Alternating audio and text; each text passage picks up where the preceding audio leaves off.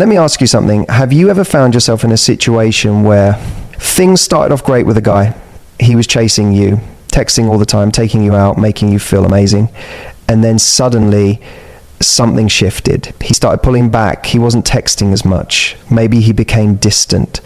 You began to question everything. Was it something I said, something I did? Did I misread the entire thing? And in that moment of uncertainty, what do most people do? So they panic. They try harder. They overcompensate. They try to be more available, more agreeable, more accommodating, all in the hope of winning him back, of proving that they're worth choosing. But here's what most women don't realize. Men test women in subtle and sometimes not so subtle ways before they truly open their hearts. Not all tests are conscious. Sometimes it's their instincts, their patterns, their fears. But the effect is the same. A man will test who you are, not by asking you directly, but by watching how you behave in moments of uncertainty, pressure, or distance. Why? Because how someone behaves when things are easy means very little. It's how someone behaves when things are uncertain that shows their real nature. And that's what men are really watching for, even if they don't know it. One of the first ways a man will test a woman, again, not necessarily on purpose, is by pulling back just a little after that initial high. That euphoric rush when everything feels perfect. That's when he subconsciously wonders, is this too good to be true? Or am I losing myself? Or simply, am I ready for this? So what does he do? He takes a step back. Maybe not completely, but enough. And that's where the first real test happens. How you handle that space he creates says everything. Do you freak out? Do you chase? Do you suddenly drop your standards just to reel him back in? Or do you stay calm? Do you stay in your power? Do you remain your vibrant, whole self without making his attention the validation of your worth? Because here's the truth. When a man starts to retreat, it doesn't always mean he's losing interest. Often he's just testing the waters of emotional safety. He's watching to see, can I be a little distant and not lose her? Can I take a breath and not be punished for it? Can I be human in this space? See, love, real love, requires vulnerability, and men are taught their whole lives to avoid vulnerability. So before they let someone in, before they truly fall, they want to know, is this woman safe? And safety doesn't mean you let him walk all over you. It means you're emotionally intelligent enough to hold space when things get weird, not forever, not without limits, but long enough to see what's real. You're not quick to react, but instead you observe. You're not afraid to walk away, but you don't panic at the first sign of discomfort. You give the situation a little time because you know your value doesn't disappear just because someone else is unsure. Another way men test women is by noticing how you handle his imperfections. Trust me, every man knows he's flawed. He knows there are parts of himself he's still figuring out. Maybe he's not great at communication. Maybe he's still working on his career. Maybe he has some emotional baggage he hasn't fully unpacked yet. Whatever it is, he knows. He may not say it out loud, but he's hyper aware of the things that make him feel not enough. And he's watching how you react when those things show up. When he gets a little insecure, do you shame him? When he makes a mistake, do you emasculate him? When he shows weakness, do you lose respect for him? Because for a man to fall in love, he needs to feel like he can be fully seen, not just for the parts of himself that are charming and successful and sexy, but for the messy parts too. He wants to know, can I be vulnerable with her without being judged? Now, don't get this twisted. This doesn't mean you become a therapist or make excuses for poor behavior. This is about emotional maturity. It's about your ability to see beyond the moment, to understand the bigger picture. Can you acknowledge his flaws without making them about you? Can you support without fixing? Can you love without losing yourself? Because that's where respect is built. That's where the foundation of love starts. When a man feels like he can be imperfect around you and you're still standing there, not enabling, not tolerating nonsense, but holding space with grace, he starts to see you as someone different, someone rare. And if you don't think that's a test, think again, because he's not just watching how you treat him when he's on top of his game. He's watching how you treat him when he's not. Then there's another test, possibly the biggest one. He's going to see what happens when your needs conflict with his. This is where most women lose themselves. At first, when everything is new and exciting, it's easy to go with the flow. You're not asking for much, you're just enjoying the ride. But eventually something happens that you don't like. Maybe he cancels plans, maybe he forgets something important to you, maybe he says something offhanded that stings. That's a wake-up call. Now here's the trickiest part of all of this. These tests are not obvious. They don't come with a buzzer or a scorecard. They're happening in subtle moments. Those tiny interactions, those little silences, those one-word replies, those offhand comments, they're happening in how you respond to his uncertainty, how you behave when he's inconsistent, how you speak about other people, how you treat the waiter, how you carry yourself when you're not the center of attention, how you react when things don't go your way. These are the moments where he's watching, where his unconscious mind is scanning for signals. Is she solid? Is she safe? Is she self-respecting? Is she emotionally intelligent? And you might think, that's not fair. Why do I have to be the one who passes these invisible tests? Because it's not just him testing you. You're testing him too. Every time he shows up or doesn't, you're making mental notes. Every time he listens, supports, or shuts down, you're taking it in. So this isn't about playing a game. It's about recognizing that love is not just about attraction. It's about alignment. It's about whether two people can see into each other's soul and say, I see you, I respect you, I'm safe with you, and I choose you. And before a man can say that, he's going to need to see how you show up under pressure, because that's what tells him who you really are. So what do you do when you find yourself being tested? You stay in your power. You stay rooted in your self-worth. You remember that no one else determines your value, and you stop trying to be chosen and start living in a way where the right person will recognize you without you having to audition for the part. You don't seek clarity from someone else. You create clarity within yourself. If he's hot and cold, you don't dance to his rhythm. You set your own rhythm, and if he can't keep up, he falls away. If he disappears, you don't beg, you rise. If he disrespects your time or energy, you don't argue, you adjust your access. Because here's the thing, the biggest test of all is how you love yourself. Men notice that more than anything.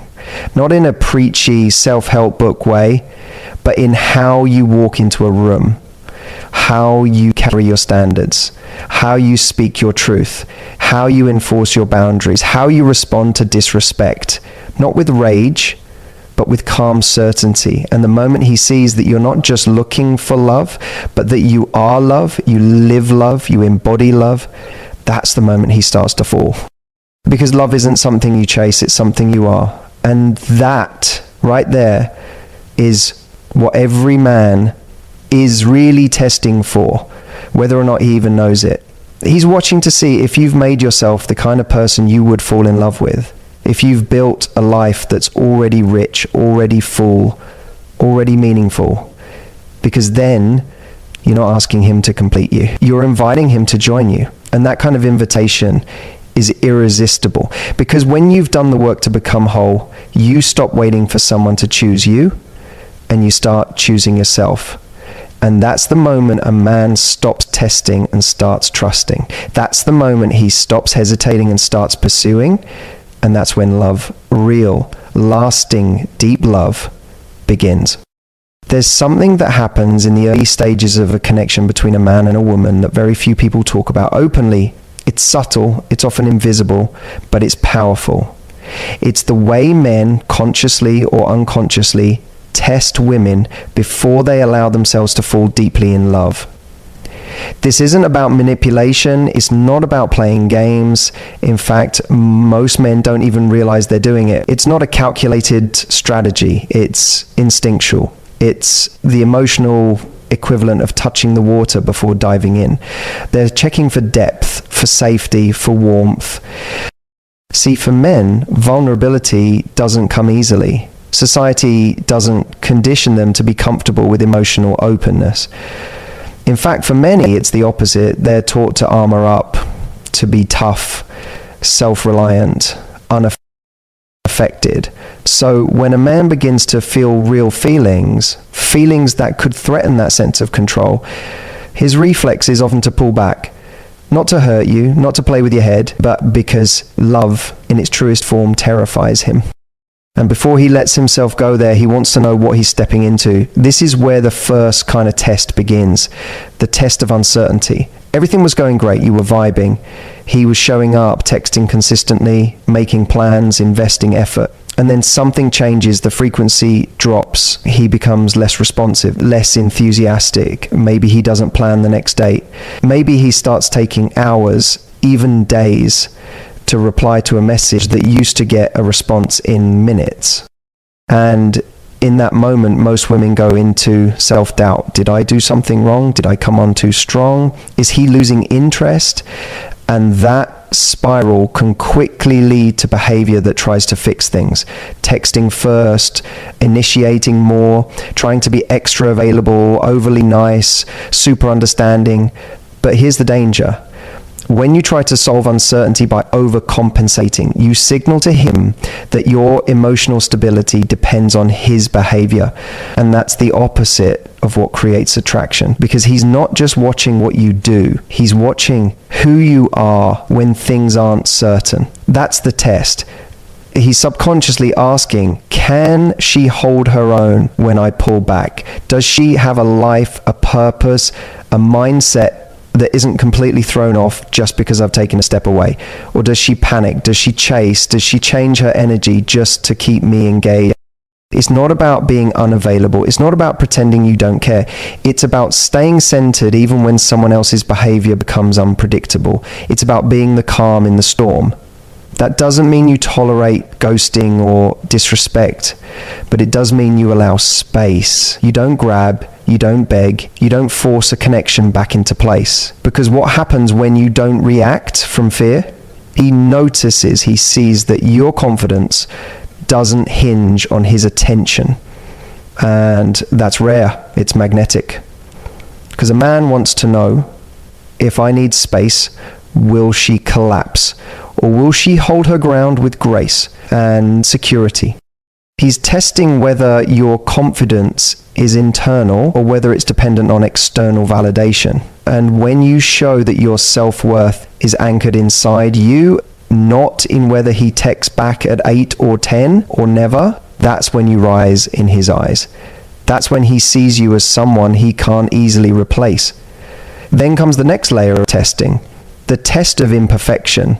Every man knows deep down that he is flawed. Maybe he's not as emotionally expressive as he wants to be. Maybe he struggles with communication. Maybe he's still finding his way in his purpose or dealing with self-esteem issues. Whatever it is, he knows it's there. And even though he might not say it out loud, part of him wonders, will she still respect me when she sees this part of me? That's not something he says in words. That's something he watches for. Maybe he forgets a special day. Maybe he says something careless. Maybe he opens up about a fear or insecurity. In those moments, he's not just watching how you respond to the issue. He's watching how you respond to him. Do you ridicule? Do you shame? Do you withdraw respect because he showed weakness? Or do you hold space? Not by accepting poor behavior, but by understanding that no one is perfect, that a man's flaws don't make him unworthy, but how you respond to his flaws reveals your emotional maturity. If you meet his humanity with your own grace, something shifts. He begins to feel safe, not coddled, not enabled, seen. And for a man, being seen without judgment is one of the rarest experiences. That's what creates the bond that makes him want to stay. But there's a difference between holding space and abandoning your standards. If his imperfections turn into patterns of disrespect, inconsistency, or dishonesty, then the test flips. Now you're the one being tested. And the test is, will you leave the table when respect is no longer being served? Because here's the paradox. How you respond to his imperfections and how you honor your own boundaries in the process are both part of what he's watching. He wants to know, can I be real with her? But also, will she hold me to a higher standard when I fall short? Not from anger or ego, but from strength and love.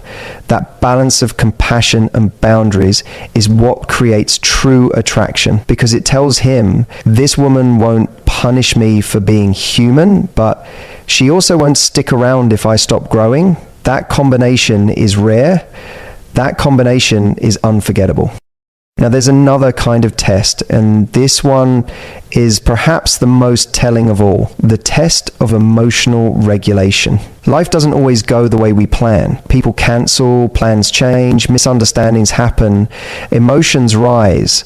And in those moments, the way you express your feelings becomes the mirror in which he sees your true self. If something bothers you and you lash out, accuse, guilt trip, or passive-aggressively shut down, what he sees is someone who can't handle discomfort without creating more of it. That doesn't feel safe, that feels volatile. But if you can express disappointment or hurt with honesty, without drama, if you can articulate what you feel and what you need without making him the villain, that communicates emotional intelligence, it shows maturity, and that feels like safety. That feels like someone he can do life with. Because men aren't afraid of emotions. They're afraid of explosions. They're afraid of being on the receiving end of something unpredictable and chaotic. And when you show that you can experience emotions and still stay grounded, you earn trust. Not just attraction, trust. That's the difference between someone he dates and someone he builds with.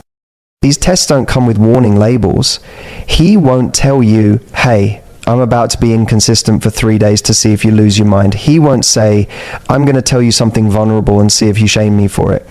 He won't announce, I'm going to see how you handle plans falling through. But every one of these moments is giving him data.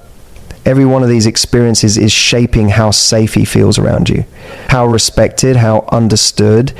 He's not looking for perfection, but he's looking for someone who brings peace, someone who can hold tension without creating more of it, someone who brings calm to the chaos of life, not because she avoids conflict, but because she knows how to navigate it without losing herself. And none of this means you suppress who you are. You should speak up. You should express your needs. You should hold your standards. But the way you do those things matters. Are you doing them from fear, from insecurity, from a need to control? Or are you doing them from clarity, from confidence, from connection to your worth? That's what men feel on a gut level. They don't need to analyze it. They sense